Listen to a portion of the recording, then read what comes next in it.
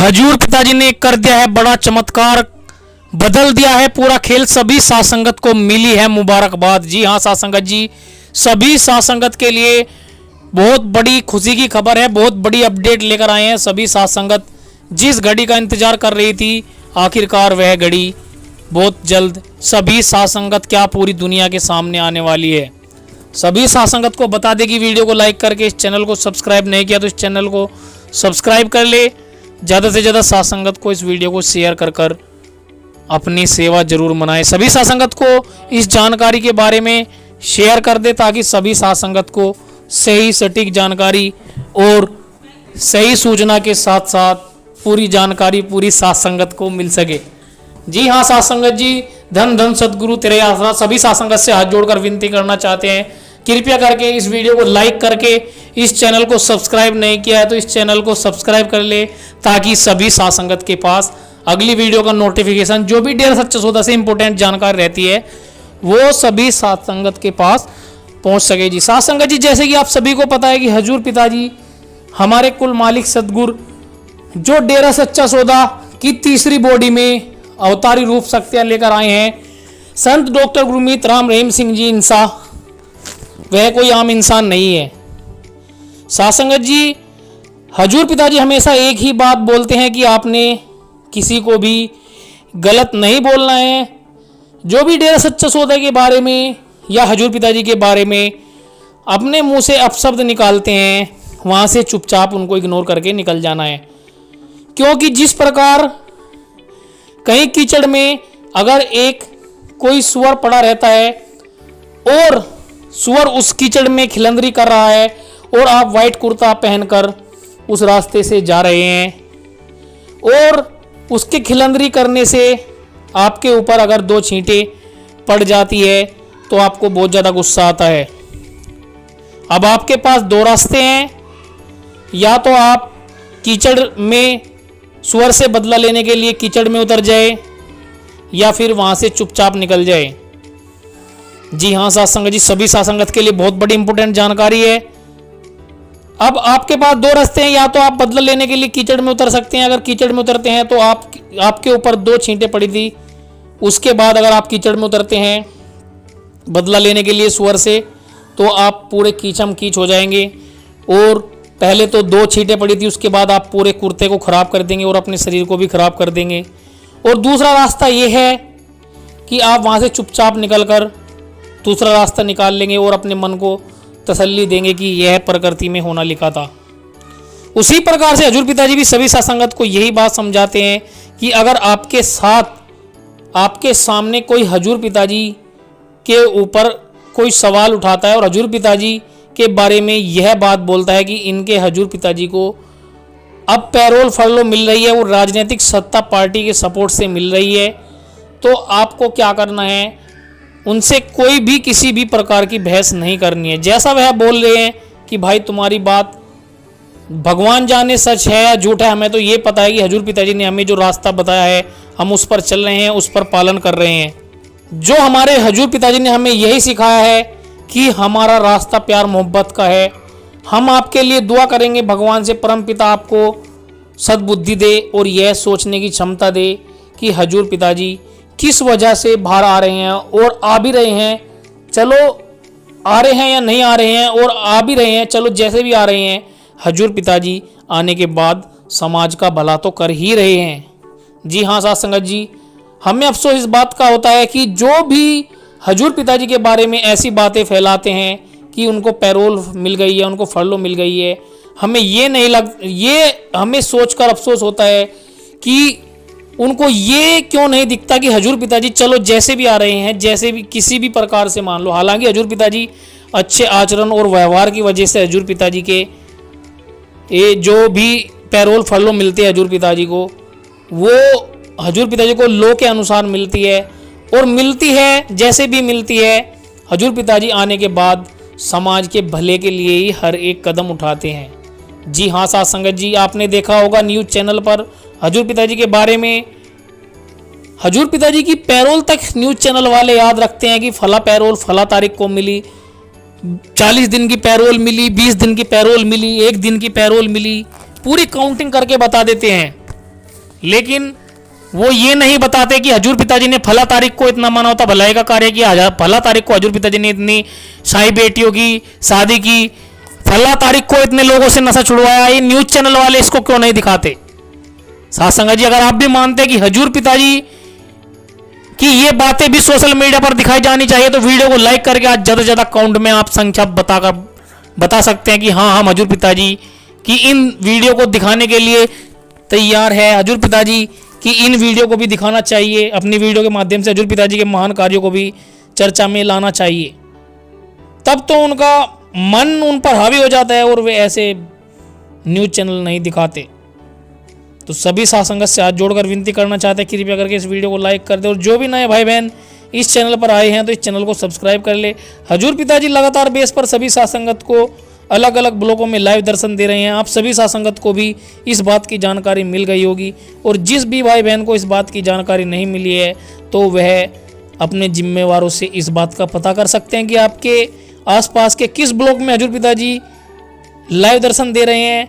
रूहानी मजलिस के माध्यम से आपके घरों पर भी 85 मेंबर 45 मेंबर आ चुके होंगे, और अगर आपके घर पर 85 मेंबर 45 मेंबर आते हैं तो उन्हें देखकर आप सभी साथ संगत को खुश हो जाना है, और जैसा वह बोलते हैं कि हजूर पिताजी के लिए आपको मजलिस में आना है तो उनके वचनों पर पालन जरूर करना है, क्योंकि हजूर पिताजी के अनुसार ही जिम्मेवार भाई बहन आपके घर पर जाते हैं और सभी साथ संगत को सही जानकारी देने की कोशिश करते हैं और सही रास्ते पर चलाने की कोशिश करते हैं। तो इसीलिए जिस भाई बहन ने भी हजूर पिताजी के अभी तक दर्शन नहीं किए हैं तो आसपास के ब्लॉक में आपके जहाँ पर भी हजूर पिताजी लाइव दर्शन दे रहे हैं, आप सभी साथ संगत को वहाँ पर जाकर लाइव दर्शन कर लेने हैं, क्योंकि हजूर पिताजी के तो ये वचन है ही, शाह सतनाम सिंह जी के भी ये वचन है, साईं मस्ताना जी के ये वचन है कि अगर आप पीठ के भी दर्शन कर लोगे तो आपका जन्मों जन्मों के कितने भयानक से भयानक कर्म कट जाएंगे। हजूर पिताजी के कुछ इंपॉर्टेंट वचन भी लेकर आए हैं। सभी साथ संगत से हाथ जोड़कर विनती करना चाहते हैं,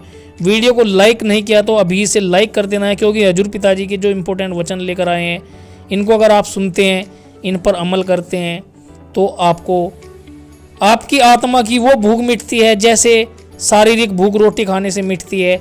हजूर पिताजी के सत्संग सुनने से, हजूर पिताजी के वचन को सुनने से आपकी आत्मा की भूख भी मिट जाया करती है। तो सभी साथ संगत से हाथ जोड़कर विनती करना चाहते हैं, वीडियो को लाइक कर दे और हजूर पिताजी के इन इंपॉर्टेंट वचनों को भी जरूर सुने, और ज़्यादा से ज़्यादा साथ संगत को इस वीडियो को शेयर कर दे। सभी साथ संगत को परमपिता शहंशाह के शहंशाह शाह सतनाम सिंह जी महाराज के अवतार माह की लाखों करोड़ों बार एक बार फिर से बधाई देते हैं। चलिए स्टार्ट करते हैं हजूर पिताजी के इंपॉर्टेंट वचन। वीडियो को लाइक जरूर कर दे और ज़्यादा से ज़्यादा साथ संगत को शेयर करके अपनी सेवा जरूर बनाए जी। चलिए स्टार्ट करते हैं हजूर पिताजी के आज के इंपॉर्टेंट वचन। हीरा अनमोल जन्म मनुष्य शरीर, बाकी जितने भी शरीर हैं हालांकि दुर्लभ हैं, लेकिन आत्मा के लिए जो शरीर सबसे दुर्लभ है, किसी भी मोल पे कहीं भी खरीदा नहीं जा सकता, वो मनुष्य शरीर है। और ये दुर्लभ इसलिए कहा गया कि आत्मा को ओम हरि अल्लाह राम से बिछड़े हुए सदियां गुजर गई, युग बीत गए, मालूम नहीं कब से आत्मा तड़फ रही है, व्याकुल है, और तड़फती हुई आत्मा को, व्याकुल आत्मा को आवागमन से, जन्म मरण से आजादी का मौका किसी जन्म में मिला है तो वो जन्म है मनुष्य शरीर, मनुष्य जन्म। बाकी जितने भी शरीर हैं उनमें आत्मा आवागमन से आजाद नहीं हो सकती, जन्म मरण से आजाद नहीं हो सकती। सिर्फ मनुष्य शरीर में ही प्रभु ने मौका दिया है, मालिक ने मौका दिया है कि ये जन्म मरण से आजाद हो जाए। लेकिन ये संभव तभी है जब सुमरन किया जाए, जब भक्ति की जाए। जब तक जीवात्मा मनुष्य शरीर में ओम हरि अल्लाह राम की भक्ति इबादत नहीं करती, तब तक आवागमन से आजाद नहीं हो सकती। जन्म मरण का चक्कर बड़ा लंबा है। धर्मों में हमने पढ़ा सदियां गुजर गई आत्मा को भटकते हुए, युग बीत गए, अलग अलग धर्मों में भाषा जरूर अलग अलग है, लेकिन सबका मतलब यही है कि आत्मा को मालिक से बिछुड़े युग हो गए, सदियां गुजर गई, बहुत समय हो गया। एक जन्म मरण का दुख भयानक है, और 84 लाख बार जन्म लेना, 84 लाख बार मरना, उसका दर्द कितना आत्मा को सहना पड़ता होगा, कहने सुनने से परे। मनुष्य शरीर जो सर्वोत्तम है, इसके जन्म मरण का जो दुख है वो धर्मों में लिखा है कि जन्म के समय आत्मा जठर अग्नि में रहती है, मां के गर्भ में रहती है, बहुत टेम्परेचर होता है, चारों तरफ गंदा खून, आत्मा शुरू में आ जाती है और फिर शरीर बनता है। तो व्याकुलता, बेहद परेशानी, तड़पती हुई आत्मा मालिक को बुलाती है, मालिक का नाम लेती है, मालिक में लिप लग जाती है, और आत्मा तड़पती हुई व्याकुलता से मालिक को बुलाती है, तो उसका ध्यान मालिक से जुड़ जाता है, उसका ख्याल मालिक से लग जाता है, तब जाके ये शरीर बनता है, शरीर की रचना होती है।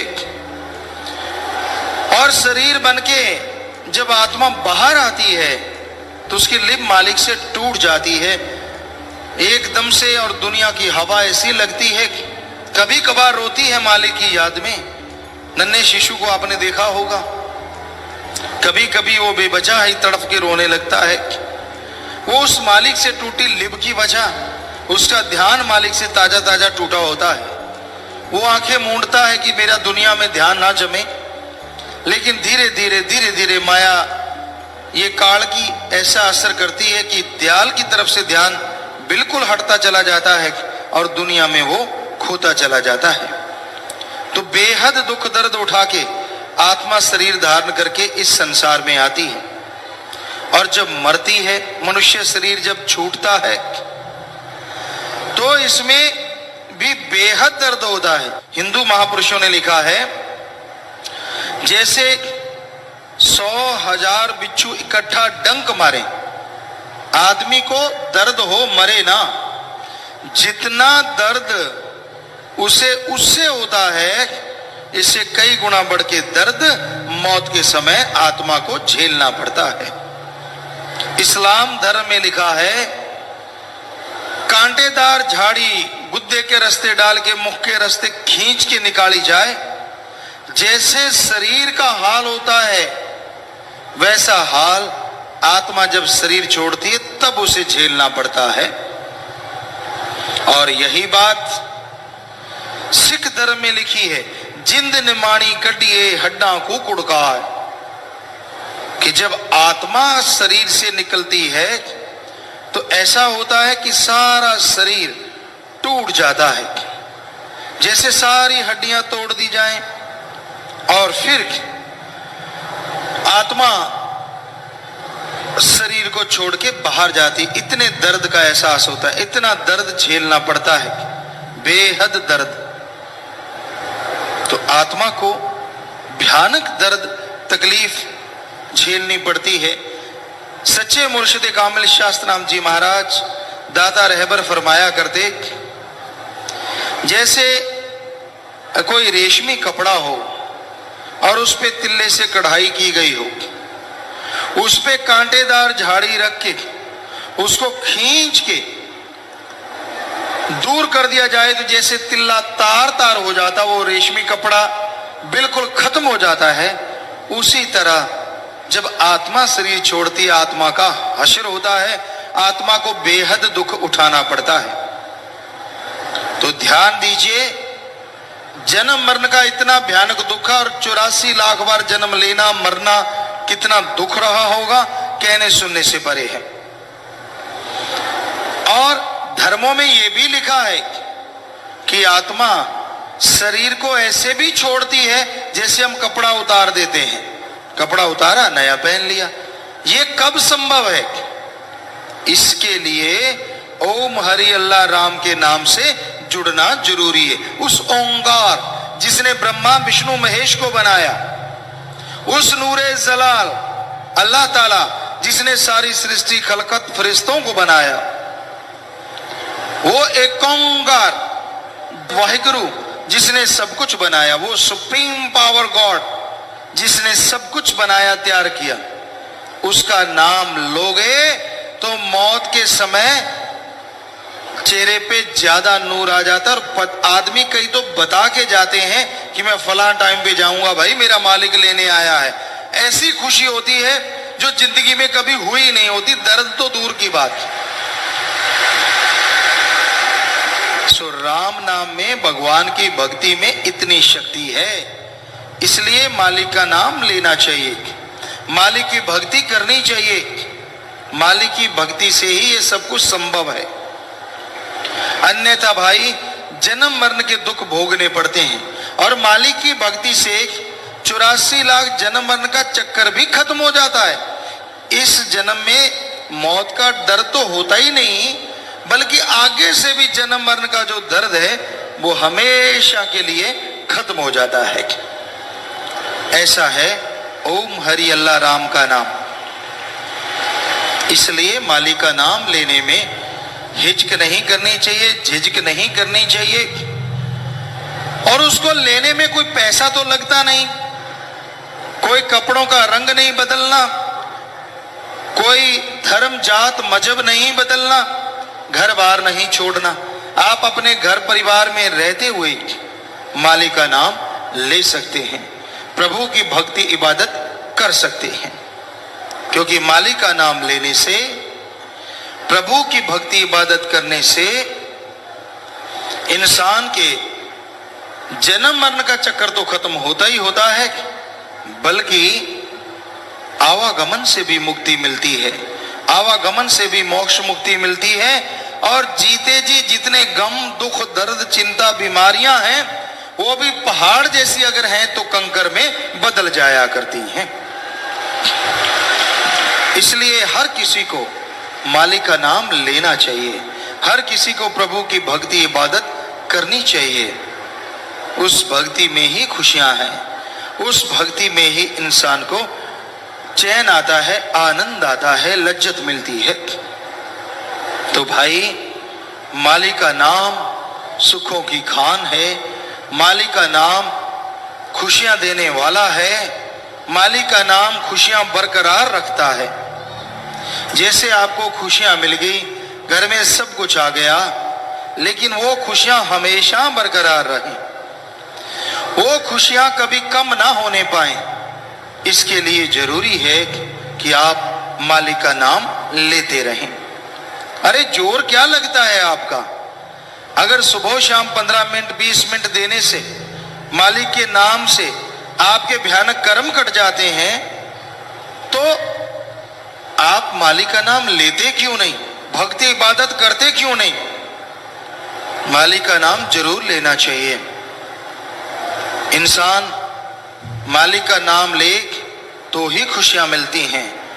जब मालिक का नाम लेना बंद कर देता है तो उसे अपने कर्मों का बोझ उठाना पड़ता है। तो मालिक का नाम बिना दाम के मिलता है। मालिक का नाम लेने में कोई दाम नहीं लगते। और हैरानी है, फिर भी लोग मैं फिर देखूंगा, फिर सोचूंगा, अभी ठहर के लूंगा। क्यों भाई? क्या तेरे पास भरोसा है कि वो आने वाला टाइम तेरे हाथ में है? श्वास आए ना आए ये तो राम जी जाने, अल्लाह मालिक जाने किसके कितने श्वास बकाया हैं। इसलिए ये बहुत जरूरी है कि आप समय रहते मालिक को याद करो, भक्ति इबादत करो। जो समय की कदर करते हैं उन पे ही मालिक का रहमो करम बरसा करता है। और जो समय की कदर नहीं करते वो हमेशा पश्चाताप में रहते हैं। तो मनुष्य जन्म रूपी समय आपके हाथ से फिसलता जा रहा है। इसमें उस परम पिता परमात्मा का नाम जपो। दुनिया में ऐशो आराम के लिए आप कितना साजो सामान जुटाते हैं। गाड़ी चाहिए, रहने को बढ़िया घर बंगला बगीचा चाहिए, अच्छी औलाद हो, तंदुरुस्ती चाहिए, अच्छा खाने पीने का सामान चाहिए। पर ये सारा तभी अच्छा लगता है अगर शरीर तंदुरुस्त है। बीमार इंसान को सोने के कमरे में बिठा दो, गोल्ड के कमरे में बिठा दो, 10 एसी लगा दो, क्या उसे कोई चैन आएगा? उसे कोई असर नहीं, चाहे आम मकान में हो चाहे उसमें। वो चारपाई पे लेटा है, कर्रा रहा है, दर्द ही दर्द शरीर में हो रहा है। इससे अच्छा है कि वो तंदुरुस्त रहे, चाहे एसी ना हो, गोल्ड ना हो, एक पेड़ के नीचे ना रहना पड़े, पर तंदुरुस्त जैसा कोई सौगात नहीं। तो अगर जीवन में तंदुरुस्ती चाहते हो कि आपको बीमारियां लगे ही ना, तो राम का नाम रेगुलर जपा करो। जैसे सुबह सुबह उठते हो, चाय नाश्ता लेना जरूरी, आप लेते हैं, खाना लेना जरूरी, दिन को भी खाना टाइम पे लेते हैं, नहीं लेते तो अंदर चूहे कूदते हैं। सारा काम आप टाइम पे करते हैं, एक ही काम है जो टाइम पे नहीं करते, राम का नाम, अल्लाह की इबादत, वाहिगुरु की याद। उसके लिए भी टाइम निश्चित कर लो कि हाँ भाई मैं इस टाइम नाम जपूंगा, रात को भी इस टाइम जपूंगा ही जपूंगा। और उसका नाम जपने से तंदुरुस्तियां आएंगी, घर में बरकत आएगी और आने वाली परेशानियां उड़ती चली जाएंगी। क्यों नहीं थोड़ा सा टाइम देते, क्यों नहीं जरा सा समय देते? पता नहीं क्या इतना काम है आपके वश में हो, मौत आने वाली हो तो जमदूत को भी रिश्वत दे दो, मेरा अभी काम बाकी है यार, 5 लाख ले जा, मुझे कुछ दिन के लिए छोड़ जा। पर वहां रिश्वत नहीं चलती। जब टाइम आ गया उसने तो आपकी सुननी नहीं, झट से ले जाना। सो आप ये कहते हैं मुझे काम बहुत रहता है, सत्संग में नहीं आ सकता, बड़ा काम धंधा है, इमरजेंसी हो जाए, तेरा बच्चा बीमार हो जाए, देखते काम कैसे चलेगा। कैसे छुट्टी ले लेता है झट से, तब काम कौन चलाता है? क्योंकि सत्संग को जरूरी नहीं समझता इंसान, जबकि सत्संग में बना बनाया सुमरन बचनों पे पक्के रहने वाले बेतहा ले जाते हैं। सो ये बहानेबाजी बड़ी अजीब लगती है। जब हम पूछते हैं किसी से, आप आए नहीं भाई, सत्संग आया करो बेटा, बहुत काम धंधा रहता है, बहुत रहता है भाई। वाकई वाकई रहता है इतना काम धंधा कि आप सत्संग का 1-2 दिन नहीं निकाल सकते? हमें तो नहीं जचता, आप साफ और सफेद झूठ बोल रहे हैं। क्योंकि और कामों, ससुराल में शादी हो, देखते हैं कैसे नहीं जाते आप, मत जाओ। तब कैसे काम चल जाता है दफ्तरों में? तब तो 4 दिन की छुट्टी और 4 दिन की एप्लीकेशन दोस्त को पकड़ा के जाते हैं, यार ससुराल में शादी है, छुट्टी तो मैंने ले ली, बाई चांस वहां 1-2 दिन ज्यादा लगे तो एप्लीकेशन आगे कर देना। क्यों? क्योंकि वहां जीजा जी जो होनी है, घर का जवाई राजा आया है, और जवाई राजा यूं, वैसे कोई पूछता ही ना हो जाए तो। पर वैसे तो वहां कैसे काम चल जाता है भाई दफ्तरों में, कैसे सब जगह से छुट्टी मिल जाती है? सत्संग क्या फजूल है? अरे सत्संग फजूल के पाप कर्मों को जो आपको भोगने पड़ रहे हैं जला के राख कर देता है। इसलिए सत्संग में जरूर आया करो। हर धर्म में लिखा है, हमने सारे धर्म पढ़े हैं सदगुरु की कृपा से, हर धर्म में लिखा है सत्संग में भगवान विराजमान होते हैं और बेइंतहा मूसलाधार दया में रहमत बरसाते रहते हैं। क्या पता कौन सी रहमत आप पे बरस जाए और कैसे आप दोनों जहान की खुशियों से माला माल हो जाएं। क्योंकि दुनिया में रहते तो आपको राम याद नहीं आता, घाटा पड़ने लगता है तो भगवान याद आता है, बीमारी लग जाए तो भगवान याद आता है, बच्चा बीमार हो, घर में तकलीफ हो, शरीर में दर्द हो तो भगवान याद आता है। वैसे तो तरह तरह की पार्टियां हैं, तरह तरह के दिन रखे जा रहे हैं और उनमें एंजॉय करो, बस सारा दिन एंजॉय ही है, गप मारने का, चुगली करने का, निंदा करने का। किट्टी पार्टी है जी, उसमें क्या होता है, तेरा पति ऐसा, तेरा फलाना ऐसा, तेरा धिंकड़ ऐसा। ये चुगली पार्टी रहे तो अच्छा नहीं लगेगा। कर कोई नाम ने, माता बहनों बुरा ना मानना, ऐसे रखना तो यही चाहिए ना भाइयों को भी। जो भी आप एंजॉय के लिए पार्टी लगती, एंजॉय चुगली पार्टी कैसा रहेगा? कभी नहीं रखोगे। वैसे होता तो यही कुछ है। बैठ जाओ, आप चुगली निंदा छोड़ दो, देखते हैं पार्टी में क्या करते हो। हम स्कूल में गए, लड़कियां थी, कॉलेज था, स्कूल था, बच्चे बैठे थे अपने वहां आश्रम में। हमें याद नहीं कौन सा बच्चा था। तो स्कूल में बैठे बैठे हमने उनसे कहा, बेटा आप सिमरन किया करो, भक्ति किया करो। कहते पिताजी आप आया करो। हमने कहा ठीक है, आप कोई बुराई छोड़ दो। कहने लगे हाँ जी आप बताइए, हमें बता दीजिए, हम वो बुराई छोड़ देंगे। हमने कहा पक्का? हमने कहते जी हाँ। सारे स्कूल कॉलेज के बच्चे कहने लगे। हमने कहा ठीक है बेटा, चुगली निंदा छोड़ दो। बच्चों ने हाथ खड़े किए। एक ठीक ठाक छोटा सा बच्चा था, वो रो रहा था। हमने कहा बेटा हमारे पास ही था, तू रो क्यों रहा है? तो उसने जो कहा जरा ध्यान से सुनना। कहने लगा पिताजी अगर चुगली निंदा छोड़ देंगे तो करेंगे क्या? वाकई सच, जरा सोच के देखो, चुगली निंदा अगर छोड़ दोगे तो करोगे क्या? बाकी बातें कौन सी रह जाती हैं? भाई कैसा है? ठीक हूं। काम धंधा कैसा चल रहा है? बहुत बढ़िया चल रहा है। अगर ऐसे बोल दिया तो अंदर जलन शुरू हो जाती, उसी टाइम तेजाब बनना शुरू हो जाता है। भगवान इसका बढ़िया चल रहा है, आग क्यों नहीं लगाई इसके? और अगर किसी ने कह दिया यार बहुत बुरा हाल है, बाहर से अच्छा यार मेहनत करना, अंदर से लड्डू फूटते हैं, बढ़िया हो गया, तो इसी काबिल था। सो किसी को खुश देख के आज के लोग खुश नहीं होते, बल्कि ज्यादातर लोग दुखी हैं दूसरों को खुश देख के। किसी को खुश देखते हैं, किसी को सुखी देखते हैं, बेहद दुखी हैं, बेहद दुखी, या अपने कर्मों की वजह से दुखी हैं। तो कर्मों से नेकर्म होने के लिए, कर्मों से बचने के लिए, कर्मों का दायरा जबरदस्त है, उनसे आपका बचाव हो, इसके लिए अगर कोई मूल मंत्र है, अगर कोई तरीका है, तो एकमात्र तरीका ओम हरि अल्लाह वाहेगुरु राम का नाम है।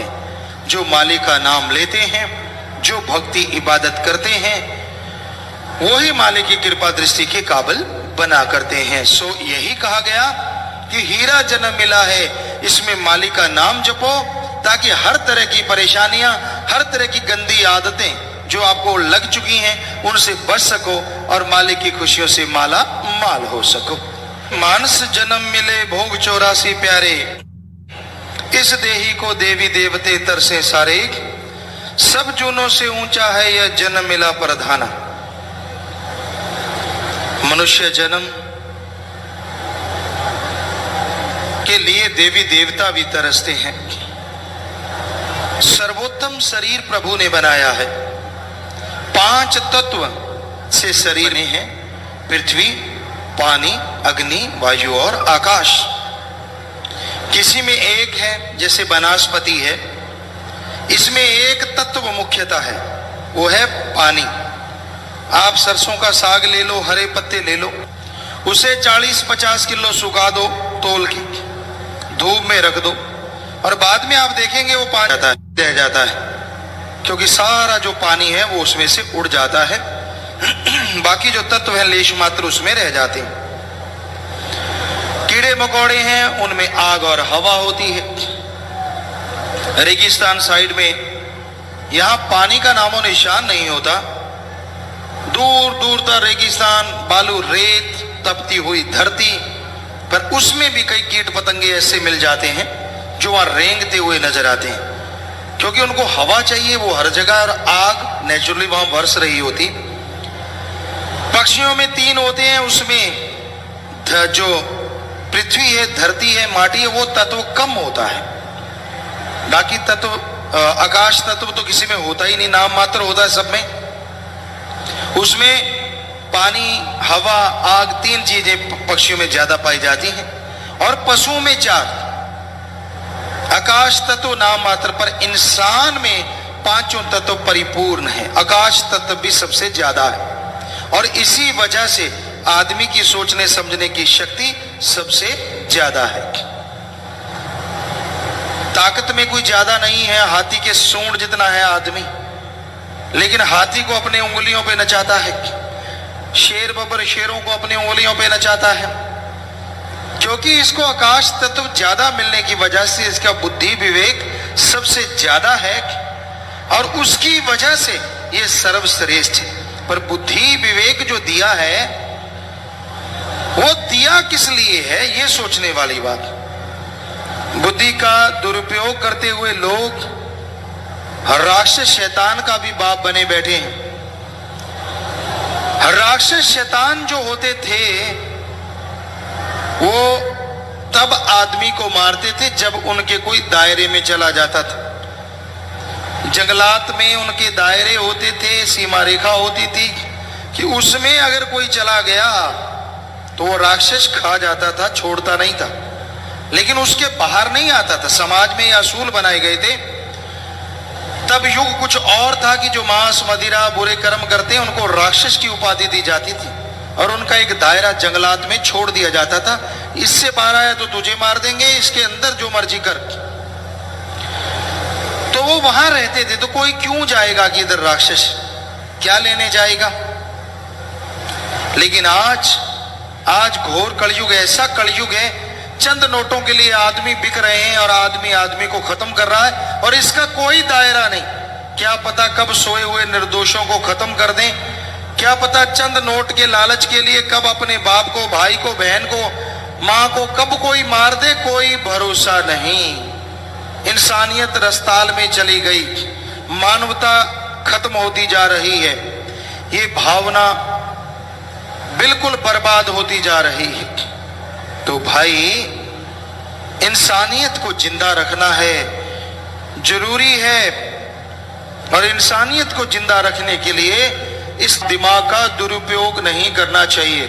सदुपयोग करो, अच्छे नेक कर्म करो, भावना से अल्लाह मालिक राम को याद करो। अगर कोई सच्ची भावना से मालिक को याद करता है तो ही मालिक की दया में रहमत को पा सकता है। इस दिमाग के इस्तेमाल को अच्छाई की तरफ लेके जाओ, भलाई नेकी की तरफ लगाओ, तो आप देवी देवताओं से बढ़ के नजारे लूट सकेंगे और आपका जीवन उनसे सर्वश्रेष्ठ है ये आपको महसूस होने लग जाएगा। इतने नजारे आप इस मृत्यु लोक में ले सकते हैं, इतनी खुशियां आप मृत्यु लोक में ले सकते हैं। यह जरूरी है, यह बहुत ही जरूरी है। तो इस घोर कलयुग में इंसान अपने दिमाग का इस्तेमाल नहीं कर रहा, इससे काम नहीं ले रहा।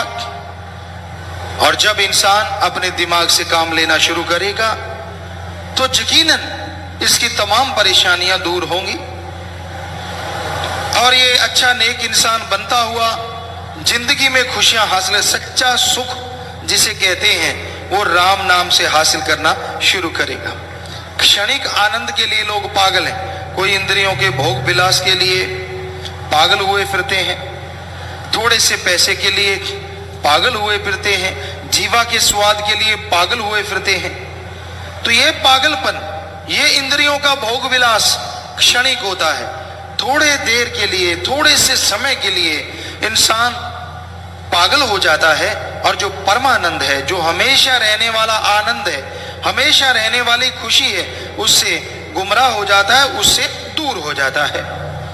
तो इंसान अगर हमेशा सुख चाहता है तो राम का नाम जपने से ही परमानंद आता है भाई। बाकी सुख आए गए, लेकिन राम नाम का सुख, अल्लाह मालिक की भक्ति इबादत का सुख एक बार मिल गया तो परमानेंटली हो जाता है और दोनों जहान में इंसान खुशी से, सुखों से माला माल रहता है। जैसे वृक्ष की टहनी से फल पक के धरती पे गिर जाता है, वो दोबारा उस टहनी पे नहीं लग सकता, उसी तरह जीवा के जन्म पका हुआ फल है जिसमें उस ओम हरि अल्लाह राम को पाया जा सकता है, उस भगवान के दर्शन हो सकते हैं और भगवान को पाके इंसान अंदर बाहर मालिक की खुशियों से माला माल हो सकता है। यह संभव है अगर इंसान प्रभु के नाम का सुमरन करे, अगर उस मालिक की भक्ति करे तो आवागमन से मुक्ति मिलेगी और तमाम सुखों को हासिल करेगा।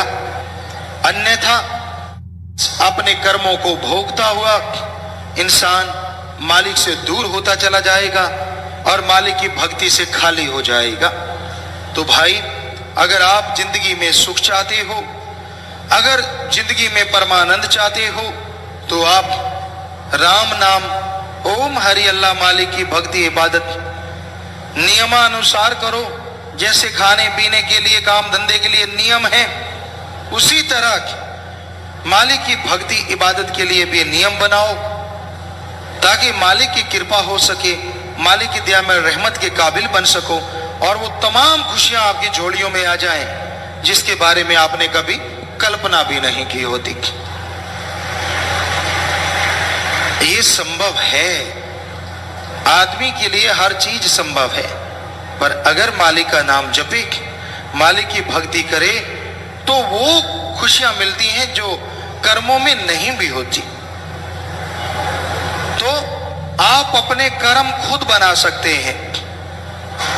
कहते हैं भगवान ने जितना लिखा है उससे कम ज्यादा नहीं हो सकता, जितना लिखा है उतना ही मिलेगा। हो सकता है यह सच हो, लेकिन इंसान अपने भाग्य को बदल सकता है, यह भी भगवान ने अधिकार दिया है वो भी भगवान के हुक्म में। हिम्मत करे अगर इंसान तो सहायता करे भगवान। हमारे हिंदू धर्मों में लिखा है, इस्लाम धर्म में लिखा है, हिम्मते मर्दा मददे खुदा। आप मेहनत कीजिए, हिम्मत कीजिए, काम धंधे में राम नाम की तरफ, दोनों तरफ मेहनत करो, सिर्फ काम धंधे में नहीं, राम नाम में भी मेहनत करो, सुमरन करो, सत्संग सुनो, भले कर्म करो, और साथ में फिर काम धंधे में मेहनत करो, तो दोनों में मालिक बरकत डालेंगे, दोनों में लाभ होगा और मालिक की खुशियों से लबरेज आप जरूर होते जाएंगे। आगे भजन में आया, घर और काम को भूला, विषयों में मन लगाया, प्रभु बुलाने लिए माया ने जाल बिछाया, मन माया से बचने लिए सत्संग में है आना। घर भूल गया, असली घर, असली मुकाम कौन सा है जीव का? उस ओम हरि अल्लाह मालिक का वो निज धाम, जिसे हिंदू धर्म में निज धाम सतलोक, सिख धर्म में सचखंड, इस्लाम धर्म में अनामी। ऐसे ये अलग अलग भी हैं, जैसे जैसे कोई सुमन करता है उसके अनुसार दर्जा है। तो उस निज मुकाम को, जो आत्मा का असली घर है, जीव भूला बैठा है दिन रात विषय विकार में। दिलो दिमाग में या तो काम वासना, क्रोध, लोभ, मोह, अहंकार, मन, माया, इन्हीं में खोया रहता है, इन्हीं में उलझा रहता है, हासिल कुछ भी नहीं है, दिन रात इनमें लगा रहा। विषय विकार, काम वासना की आंधी ऐसी सिर पे चढ़ी कि काम वासना के बिना कोई ख्याल ही नहीं आता। क्या माँ, क्या बहन, क्या बेटी, कोई भी हो सामने, आज रिश्ते नाते खत्म होते जा रहे हैं। और इसी का नाम घोर कलयुग या महाकलयुग हमारे धर्म शास्त्रों में लिखा हुआ, सिर्फ काम वासना प्रधान। ऐसा हो रहा है, बुरा हाल है इंसानियत का, बुरा हाल है रिश्ते नातों का। बचने का एकमात्र उपाय अच्छे संस्कार माँ बाप के, या फिर राम का नाम लगातार आदमी जपता रहे, तो इन बुराइयों से बच सकता, वरना इनसे बचना असंभव सा नजर आता है। कबीर जी ने लिखा है, हाथी पकड़ने के लिए घास फूस की हस्तनी बना देते थे या कागजों की हस्तनी बना देते थे, और वहां मलमूत्र हाथी का वहां डाल देते थे। कहते काम वासना में अंधा होता है हाथी एक टाइम पे, तो वो उसको देख के दौड़ा चला आता, और वो करते क्या कि एक बड़ा खड्डा बना लेते और उसमें छत डाल देते घास फूस की, और उसके ऊपर ही हस्तनी बना देते। तो हाथी को कुछ मालूम ना पड़ता, मस्ती में झूलता हुआ आता, और जैसे आगे जाता तो वो गड्ढे में गिर जाता, कैद हो जाता। कई दिन भूखा रखते, खाना देते थोड़ा थोड़ा, फिर अंकुश से उसको मारते ताकि उनके काबू में रहना सीख ले, फिर कहीं जाके उसको गड्ढे से बाहर निकालते। तो ऐसे ही मन दीवाना है कि काम वासना में, बुरी चीजों में उलझा रहता है, बुरे बुरे ख्याल, बुरी बुरी सोच, जिसे देखता है बुरा। क्योंकि जो आदमी खुद सही नहीं ना होता, उसे कोई रिश्ता नाता सही नहीं लगता। वो वैसे ही तराजू में तोलता है जैसे खुद की भावना होती कि मैं इतना गिरा हुआ हूं, मेरे में ये कमियां है, दूसरा सही कैसे हो सकता है, आदमी यह सोचता है। तो भाई अपने आप को शुद्ध करो। सभी एक जैसे नहीं होते, आज भी अच्छे नेक लोग हैं, आज भी रिश्ते नाते बचे हुए हैं हमारे धर्मों की वजह से, अच्छे संस्कारों की वजह से और भगवान की कृपा की वजह से। वरना संसार में बहुत बुरा हाल है। इस कलयुग में इंसानियत का नामो निशान मिटता जा रहा है। तो भजन में आ गया है जी, मांस का शराब पीकर जन्म बर्बाद करे, आत्मा विचारी को ना जेल से आजाद करे, निर्बल हुई रोटी देकर जेल से छुड़ाना। मांस खाने में आज इंसान इतना गिर गया है, आदमी आदमी का मांस खाए जा रहा है, आदमी के बच्चों को कुत्ते खा रहे हैं। फिर है नशे, नशे बर्बादी का घर है। जितने भी तरह के इंसान नशे करता है बर्बाद होता चला जाता है। अफीम की खेती से स्मैक, क्रैक, चूरा पोस्त, बुक्की, अफीम, हेरोइन, बहुत सारे नशे बनते हैं और इससे बहुत तरह का कैंसर इंसान को हो जाता है, बहुत तरह की बीमारियां हो जाती हैं। इन नशों से बाज आ जाओ, ये नशे बर्बादी का घर है। तो भाई ये कभी नहीं करना चाहिए, ये भी इंसान के हर कार्य में बाधक है और मालिक से दूर करते हैं। भजन के आखिर में है जी, जिंदगी रूपी बेड़ी भवजल में गोते खाए, नाम जहाज बिन कैसे है पार जाए, बिन मांझी के तर ना सकता है दस्तूर पुराना। जिंदगी रूपी नैया भवसागर, ये संसार, इसमें काम वासना, क्रोध, लोभ, मोह, अहंकार की ऊंची ऊंची लहरें उठ रही हैं और इसमें ये नैया डगमगा रही है। कभी काम वासना की लहर उठती है तो कभी क्रोध की, कभी अहंकार की, कभी मोह ममता की। इसमें उलझी हुई जीवात्मा बुरी तरह से व्याकुल है, बुरी तरह से दुखी हो रही है। इनसे बचने के लिए एकमात्र उपाय सत्संग में चल के आना और सत्संग में से मिलने वाले नाम को लेके ध्याना, नाम का सुमरन करना, उसकी भक्ति इबादत करना, यही एकमात्र उपाय है जिसमें जीव अपनी खुशियां हासिल कर सकता है, मालिक की दया में रहमत के काबिल बन सकता है। और नाम जहाज है, यहां भी जैसे जहाज में बैठो, कोई सफर तय करना है, वैसे गाड़ियों में 2 दिन 2 रात लगे, 3 दिन 3 रात लगे, कहां 2-4 घंटे में वहां पहुंचा जा सकता है। उसी तरह दुख परेशानियों से आजादी के लिए, गम दुख दर्द चिंता से मुक्ति के लिए नाम एक ऐसा जहाज है, जो कोई नाम जहाज पे चढ़ता है पलों में परेशानियों से दूर कर देता है और मालिक की दया में रहमत से माला माल कर देता है। सो नाम रूपी जहाज गुरु मंत्र को लेना अति जरूरी है। तो भजन के आखिरी की लाइनों में आया, खुदी का रोग बड़ा कोई ना बच सका, ऋषि मुनि और पीर सभी को लग जाए, दया गरीबी धारण करना शास्त्र नाम जी का समझाना। खुदी अहंकार बुरी बला है। किस बात का अहंकार है? रावण सबसे बड़ा विद्वान, सबसे बड़ा धनवान, सबसे बड़ा औलादवान और सबसे बड़ा राजनीतिज्ञ वो था, लेकिन उसने अहंकार किया, सब कुछ माटी में मिल गया। आप किस बात का अहंकार करते हैं? चंद नोट आ गए, चंद लोग पीछे लग गए, थोड़े बच्चे हैं, कोई सुंदर है या किसी चीज, ना अहंकार ना करो। मालिक की देन समझो कि मालिक तूने बख्श रखा है, सब कुछ तेरा दिया हुआ है। अहंकार ना करो। नाम दे आने वाले अहंकार में ना आना, करी कराई भक्ति माटी में ना मिलाना। हाथी जैसे नहाता है, बाद में कीचड़ डाल लेता है। आदमी की नजरी से यार बड़ा अजीब बात है, पहले नहाया बाद में कीचड़। वैसे ही की गई भक्ति चली जाती है जब आप अहंकार कर लेते हैं, मैं कुछ हूं। इस पे एक बात याद में आई, मुसलमान फकीर हुए हैं, तो वो एक जगह काम कर रहे थे, कार्य कर रहे थे। बुल्ले शाह का नाम आपने सुना है। तो रोजे के दिन थे, वो अल्लड़ मस्त फकीर अपने काम कर रहा था, तो उनके कुछ साथी बैठे हुए खाना खाने लगे। तो घुड़सवार वहां से आए कहने लगे यार ये दिखने में मुसलमान लगते हैं और खाना खा रहे हैं, पूछो ये कौन है। उनसे पूछा कौन हो भाई, कहते हम मुसलमान हैं। तो उनके कोड़े बरसा दिए, खूब कोड़े मारे। रमजान का पवित्र महीना आप ऐसा कर रहे हो। बुल्ले शाह से पूछा आप कौन हो, कहता जी मैं तो मालिक का बंदा हूं। कहते तेरा कोई धर्म जात मजहब, कहते मालिक की औलाद, मालिक ही मेरा धर्म, मालिक ही मेरी जात। कहते छोड़ो पागल है, चले गए। अब उनके साथ वाले कुछ दूर थे, बुल्ले शाह काफी दूर थे। वो भागे भागे आए, रोते कराते, कहते बाबा तेरे को तो कुछ भी नहीं कहा, हमें वो मार पीट के चले गए।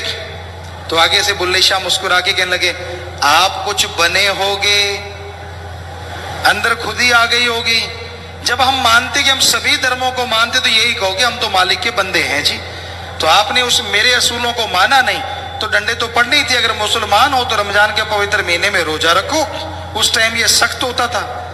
तो भाई आदमी जब कुछ बन जाता, मैं कुछ हूं, मैं ये, मैं वो, मैं फला, मेरे में अकल ज्यादा, फला तो पागल, तब आदमी धोखा खाता है, उसे खुशियां नहीं मिलती। इसलिए अंगार नहीं करना चाहिए।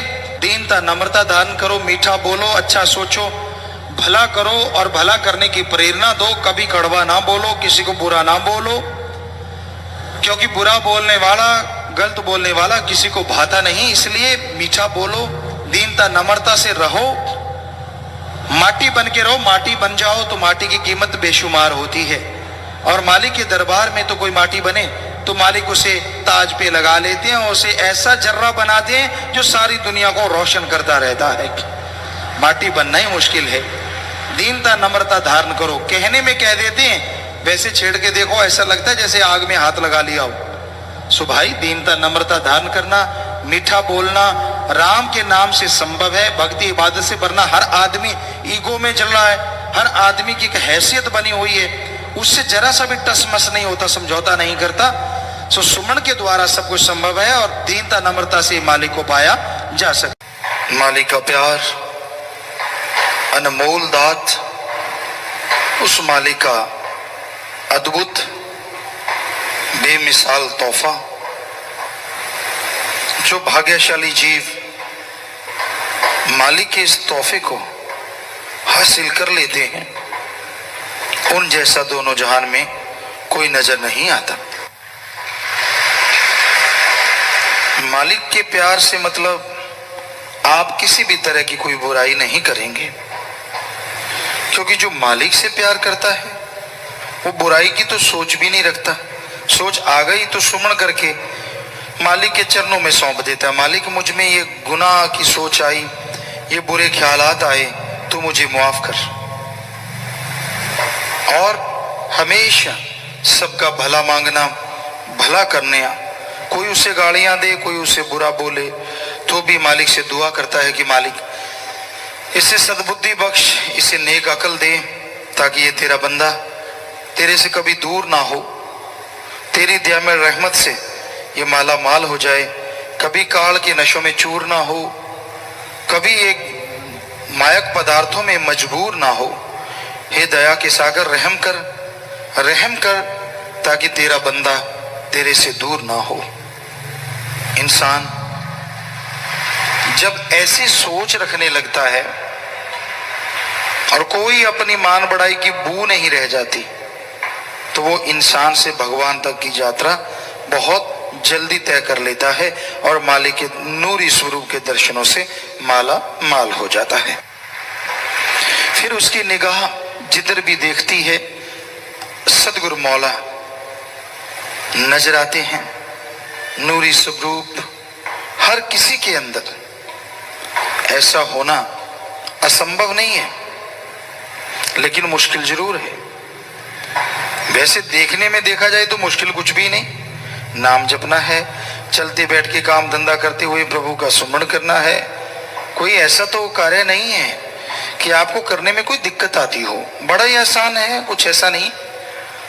लेकिन जब करने लगते हो, कभी मनमते लोग, कभी माया, कभी काम वासना, कभी क्रोध, लोभ, मोह, ये सब चारों तरफ से इंसान को जकड़ लेते हैं। जरा जरा सी बातों को लेके इंसान गुमराह होता है। जरा जरा सी बातों के लिए पगलाया रहता है, कुछ भी बात नहीं। जो सुमरण किया करते हैं उन्हें कोई फर्क नहीं पड़ता, और सुमरण अगर नहीं करता तो भाई बहुत फर्क पड़ जाता है। आपको कबीर साहब की बात सुनाई, इब्राहिम अधम बादशाह था, उस पे गंदगी घोल के डाल दी गई थी, तो भी उसने यही कहा, 12 साल लग गए थे उसको, लेकिन कहा तो उसने ये कि हे डालने वाले, भगवान तेरा भला करे, मेरा मन कमीना इसी के काबिल था।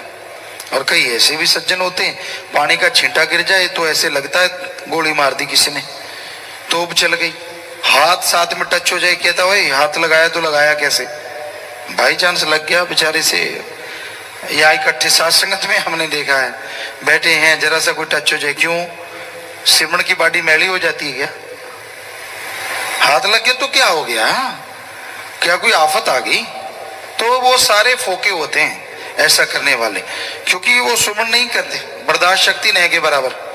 कोई बात कहे तो चाहे उसको कोई कहे ना कहे, लेकिन उसके अंदर से कीड़े जरूर काटते हैं, क्योंकि वो मन का अहंकारा होता है। जो अहंकार जाता है उसको मार अवश्य पड़ती 100%। हमने गांव में देखा कि जो सांड होते हैं बड़े अकड़ जाते हैं, फूं फा, कोई पास नहीं आता, पांव से माटी निकालते रहते हैं, नाक का पानी गिराते रहते हैं, और बुरा हाल होता है जी। और फिर कई बार उनका हशर ये देखा, बराबर का कोई मिल गया, पंजाबी में कहावत, टट्ठे छोटे दा बैर बड़ा पैड़ा हुंदा है। हमने अपनी आंखों से देखा है ये चीज वाकई। तो वो झोटा और वो सांड आपस में फिर जो टक्कर लेते हैं, वो ज्यादा फूंफा करता है, कई बार उसका इतना बुरा हाल होता है कि सारा सामान ही निकल जाता है। और कई बार हमने देखा फूंफा करते करते एक सांड था, ज्यादा ही फूंफा करने लगा, और तो कोई दिखा नहीं, डिग्गी की दीवार थी, दिखा कि ये है, मैं कम हूं, दीवार पे टक्करें मारी, ऐसी उसे किया, वो दीवार गिर गई, साथ ही आप गिर गया, बाहर निकाला, तब तक काम तमाम हो गया। सो आदमी को अहंकार नहीं करना चाहिए। किस बात का अहंकार, अपनी बुराई का, अपने मन का, अपनी खूबसूरती का, या किस बात का, क्यों तिल मिलाते हो। कोई किसी का गुलाम नहीं है इस संसार में, ये बकवास है कि फलाने फलां को गुलाम बना रखा, फलाने सवाल पैदा नहीं होता। हर इंसान अपनी मर्जी का मालिक है, अपने माँ बाप, बहन भाई, सबसे इंसान मिलते रहते हैं। तो संत तो सवाल ही पैदा नहीं होता किसी को मजबूर करें, उनका तो मकसद ये होता है कि आदमी दलदल ना गिरे, बुराई के में ना फंसे, क्योंकि दलदल और बुराई जो होती है वो इंसान को निगल जाती है। फिर भी कई लोग चाहते कि नहीं, मेरा तो ये मर्जी, तो मर्जी आपकी, निभाओ फिर मर्जी, कौन रोकता है भाई। कांटेदार झाड़ी में फंसना है, फंसो, दलदल में जाना जाओ। क्योंकि जिनको राम नाम अच्छा नहीं लगता, सदगुरु मौला के वचन मजाक लगते हैं, उनकी जिंदगी 100% एक दिन मजाक बन जाया करती है, ये गारंटी है। और जब बनेगी तब पता चलता ही नहीं, जब तक नहीं बनती लगता। क्या कहीं कह देते हैं सत्संगियों को, क्या मेरी टांग तोड़ दी, क्या मेरे ये कर दिया, क्या मेरे कीड़े, क्या मेरे फलां, क्या मेरे धींकड़। और मालिक भी पता नहीं आसपास ही सुन रहा होता है। जो ज्यादा फूंफा करते हैं सांड की तरह, टांग ही टूटती है, फिर छुपाने में नहीं आता, क्योंकि सबको शोर मचा रहा होता है, क्या तोड़ देंगे। वो तोड़नी किसने, अपने कर्मों ने। राम कभी किसी को नहीं मारता, हमने बहुत बार सुना है। इंसान खोटे कर्म कर करके अपने आप मर जाया करते हैं, अपने आप बुरे कर्म, अपने आप निंदा, बुराई, संतों के वचनों का मजाक उड़ाते रहना। जब आदमी अहंकारता है ना, तब ये निशानियां होती हैं उसकी। सिमरन छोड़ देना, सेवा नहीं करना, मन मते चलना, क्या कर देंगे, क्या हुआ, ये वो, कुछ जवानी का जोश। और जब कुछ हो गया तो फिर वो बात है, तू हंसता है बहुत, तेरे से रोया नहीं जाना। तो भाई ऐसा हो ना किसी के साथ। हम कोई बद्दुआ नहीं दे रहे, हम तो मालिक से दुआ करते हैं कि मालिक तेरी औलाद है, सबको सद्बुद्धि बख्श, किसी के साथ ऐसा हो ना। पर जिनको अहंकार होता है उनको ना तो हमारी प्रार्थना अच्छी लगती है, ना हाथ जुड़े हुए अच्छे लगते हैं, क्योंकि उनका अहंकार उस सांड की तरह होता है। तो भाई फिर हश्र बुरा होता है। फिर कहते संतों ने वचन कर दिए थे, संतों ने क्या वचन किए थे कि मालिक भला कर, और ये समझाया था कि अगर ये कर्म करोगे तो ऐसा बुरा हश्र लाजमी होगा। अब आप वो कर्म करना नहीं छोड़ते। आपके पंजाबी जी कहते थे धौण च किला अड़िया, तो जब वो किला निकलेगा तो फिर ये लटक जाएगी, फिर किस सहारे खड़ेगी। सो अहंकार ना करो, किसी को बुरा ना कहो, किसी की भी निंदा ना करो कभी भी। और संत पीर फकीर की करते हो उनको कोई फर्क नहीं पड़ता, लेकिन यहाँ कितने लोग आते हैं बाद में, पिताजी माफ कर दो, गुरुजी हमने ऐसा बोला वैसा बोला। क्योंकि आप इंसान, एक औरत होती है उसका पति मालिक होता है या बाप उसका मालिक होता है, दो ही मालिक होते हैं मेनली जो कहा जाता है अपने समाज में। तो उसका अगर पूरा मान होता है कि मेरा बाप ये कर देगा, अगर ऐसा मेरा बाप वो कर देगा, तो संत पीर फकीरों का भी कोई बाप अल्लाह वाहिगुरु राम होता है। संतों को कोई फर्क नहीं पड़ता, उनके वचनों की मजाक उड़ाओ, जो जी चाहे करो, लेकिन उस बाप को शायद अच्छा नहीं लगता, फिर वो जो हश्र करता है वही आपको सुना रहे हैं। हम तो हमेशा दुआ करते हैं कि मालिक कभी ऐसा किसी का ना कर, सबका भला करना। पर जब आदमी अहंकार में अपनी बेड़ी में बट्टे डालता ही चला जाता है, डालता ही चला जाता है, मानता ही नहीं, कहीं रुकता ही नहीं, कोई ज्ञान असर नहीं करता, कोई समझाना असर नहीं करता, अंगार खुद ही आग में जलता रहता है, मैं ये मैं वो मैं फला, तो फिर अहंकार को मार लाजमी पड़ती है, 100% पड़ती है। हमारा डर दिखाने का मतलब नहीं है, हम ये बताते हैं ऐसे कर्म करोगे तो ऐसा फल भोगना पड़ेगा। तो सुमन कर लो, मालिक से दुआ कर लो ताकि आप इन कर्मों से दो चार ना होना पड़े, फल आपको ना भोगना पड़े और मालिक की खुशियों के हकदार बन जाओ। सो ना अपने माँ बाप की किसी की भी निंदा ना करो, सबका भला करो, सबका भला मांगो, मालिक आपका भला जरूर करे। तो नाम जिसे मिल जाता है वो भाग्यशाली जीव होता है।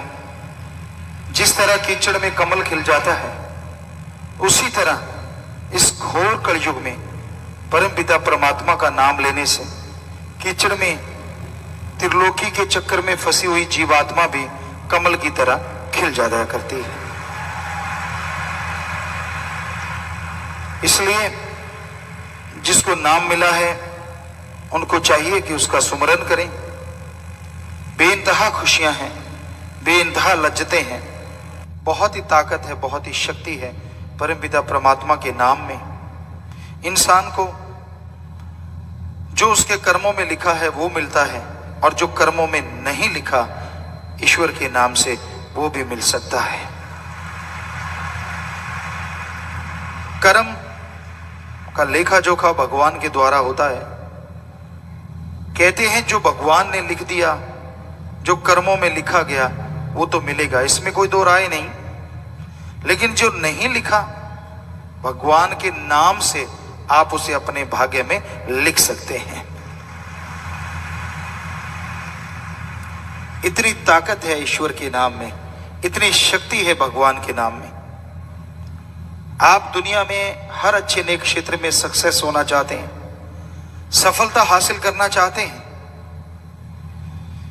और उसके लिए आप अपने तन से, अपने दिमाग से पूरा जोर लगाते हैं, पर फिर भी कई बार सफलता आपके हाथ में आके फिसल जाती है। पूरी मेहनत करने के बावजूद आप कामयाब नहीं हो पाते। कई लोग ये सवाल करते हैं कि गुरुजी ऐसा क्यों होता है? हमने इस जिंदगी में कभी किसी का कोई बुरा कर्म नहीं किया, हम मेहनत करते हैं, कड़ा परिश्रम करते हैं, फिर भी जो सक्सेस हमें मिलना चाहिए वो हमें नहीं मिल पाता। इसकी क्या वजह है? इसकी वजह है कर्म रोग, कर्मों का चक्र। इस जन्म में आपने कोई बुरा कर्म नहीं किया, बहुत ही अच्छी बात, लेकिन 84 लाख शरीरों का अगर एक एक बुरा कर्म भी माने तो 84 लाख बुरे कर्म हैं आपके साथ। और जब तक उन बुरे कर्मों को खत्म नहीं किया जाएगा, सब कुछ होते हुए भी आप कंगाल रहते हैं। कैसे खत्म होते हैं? कैसे खत्म होता है ये कर्मों का दायरा? ईश्वर की भक्ति से, प्रभु के नाम के सुमरन से जन्मों जन्मों के पाप कर्म खत्म होने लगते हैं। और जल्दी खत्म करना चाहो तो सेवा करो, सेवा अति उत्तम धंधा है। सच्चे दिल से, भावना से अगर कोई सेवा करता है, पीर फकीर जो वचन कहते हैं उनको मान के अगर कोई सेवा करता है, तो यकीनन जन्मों जन्मों के पाप कर्म बहुत जल्दी कटने शुरू हो जाते हैं। इंसान सोचता है पता नहीं कितने के पाप कर्म पड़े हैं, पता तो चलता नहीं। पता चलेगा तो हो सकता है आप दबी जाएं। अगर आपको मालूम पड़ जाए कि आपके तो करोड़ों पाप कर्म पड़े हैं, तो हो सकता है दिमाग रूपी पुर्जा हिल जाए। हो सकता है आप भगवान से मुंह फेर लें, और हो सकता है आप और गुनाहों के दलदल में धंस जाएं। इसलिए आप ये ध्यान मत दो पाप कर्म हैं कितने, आप ये ध्यान दो आप पुण्य कर्म कितने करते हो। आप ये ध्यान मत दो कि आप नेगेटिव होते जा रहे हैं, आप ये ध्यान दो कि सुमरन के द्वारा पॉजिटिव होना है। जरा सी सक्सेस नहीं मिलती, आप डगमगा जाते हैं। थोड़ी सी नाकामयाबी मिलती है, आप घबरा जाते हैं। अरे पता नहीं कौन सा भयानक कर्म आपका कट गया। सुमरण कीजिए, हिम्मत से आगे बढ़ते जाइए, कभी नेगेटिव ना सोचो और नेगेटिव हो भी ना। इंसान के दिलो दिमाग में दो विचार चलते हैं, पॉजिटिव और नेगेटिव। हमेशा से कोई आदमी विचार शून्य नहीं होता। जब शून्य समाधि में जाता है, मालिक के नूरी स्वरूप के दर्शन होते हैं, तब दुनियादारी के पॉजिटिव नेगेटिव विचारों से आदमी शून्य होता है। सिर्फ और सिर्फ परमपिता परमात्मा का रहमो करम बरस रहा होता है, वो उसे पा रहा होता है, खुशियां मना रहा होता है। अदरवाइज दिमाग कभी विचार शून्य नहीं होता। इसमें विचार चलते रहते हैं, कभी नेगेटिव कभी पॉजिटिव। पर इसका मतलब ये नहीं है कि पॉजिटिव विचार आ गए तो आप फूल के कुप्पा हो जाओ, और नेगेटिव विचार आ गए तो चारपाई पकड़ लो कि यार विचार ही बड़े गलत आ रहे हैं, क्या करें, मर गए, हरे तौबा। ठीक है, तौबा करना अच्छी चीज है, लेकिन ऐसा करने से नेगेटिव विचार खत्म नहीं होते, बल्कि सोचो अच्छा, पॉजिटिव सोचो, सुमरन करो, तो अपने आप नेगेटिव विचार खत्म होते चले जाएंगे।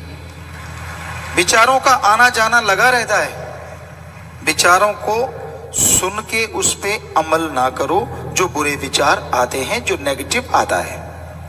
विचारों का क्या है, कहते हैं बेटे का नेगेटिव मां पहले सोचती है। उदाहरण के तौर पे बेटा जहाज पे सफर करता है, मां सोचती है जाता जाता जहाज ही ना फट जाए। अब ये तो नहीं सोचती कि कहाँ 24 घंटे में पहुंचना था, इतना खज्जल खुआर होता कहाँ 2 घंटे में पहुंच जाएगा, वो तो नहीं ध्यान देती। तो कहते हैं कि नेगेटिव मां पहले सोचती है, पॉजिटिव बाद में, ये कहावत है। पर उसके नेगेटिव सोचने से कितनी बार जहाज फटा है? कभी हुआ ऐसा? नहीं हुआ। तो फिर क्यों नेगेटिव विचारों के लिए बीमार होना? आ गए, परवाह ना करो, सुमरण करो, 5 मिनट भी कर लिया, सेवा कर ली, तो वो उसका असर खत्म हो गया और आपको कोई पाप गुनाह नहीं लगता। पॉजिटिव विचार आ गए तो उन पे जल्दी से अमल कर लो। अच्छे नेक विचार आ गए, भला करने के विचार आ गए, कहीं चले ना जाए, उनको पकड़ लो और जल्दी से भले काम कर डालो, क्योंकि मन बड़ा शैतान है। ये भले विचारों को ज्यादा देर टिकने नहीं देता, उड़ा देता है। कुछ ना कुछ दिखा दिया, कुछ ना कुछ सोच दिया, कोई सब्ज बाग बना दिए और आदमी गुमराह हो जाता है। इसलिए भले विचारों का पीछा करते रहो, नेगेटिव विचारों को छोड़ते जाओ। विचारों का आना जाना लगा रहता है, इनके लिए टेंशन ना करो। ये तो एक आम क्रिया प्रतिक्रिया है जो इंसान के अंदर चलती रहती है। बस सुमरण करते रहो। सेवा जिनको मिलती है वो अति भाग्यशाली है, बाकी उनकी जन्मों जन्मों की भक्ति है। इस कलयुग में सेवा करना बड़ा मुश्किल है। वचनों पे रह के जो सेवा करते हैं, यकीनन मालिक उनके जन्मों जन्मों के पाप कर्म काट देते हैं और दया में रहमत से माला माल कर देते हैं। तो इसलिए भले कर्म करो, अच्छे कर्म करो, मालिक से मालिक को मांगा करो, ताकि मालिक की तमाम खुशियां जो आपके लिए लिखी हैं आपकी झोली में आए, और जो नहीं लिखी उस सुमरन से, सेवा से आप लिख डालो, ताकि वो खुशियां भी मिलें जिसकी आपने कभी कल्पना भी नहीं की।